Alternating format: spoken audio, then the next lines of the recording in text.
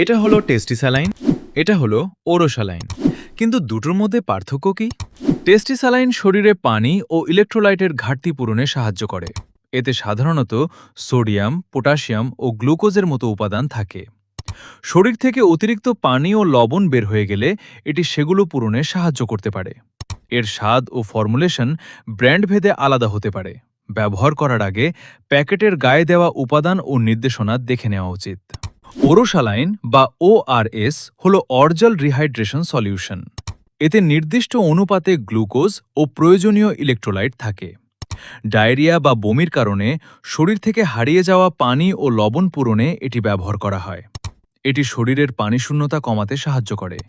ORS সবসময় প্যাকেটের নির্দেশনা অনুযায়ী সঠিক পরিমাণ পানিতে মিশিয়ে খেতে হয়। এক প্যাকেটও আরএস আধা লিটার পরিষ্কার পানিতে ভালোভাবে মিশিয়ে খেতে হয়। আপনি কোনটা আগে ব্যবহার করেছেন, টেস্টিস্যালাইন নাকি ওরোস্যালাইন? কমেন্টে জানিয়ে দিন। আর এমন আরও মজার ভিএস ভিডিও পেতে পেজটি ফলো করতে ভুলবেন না।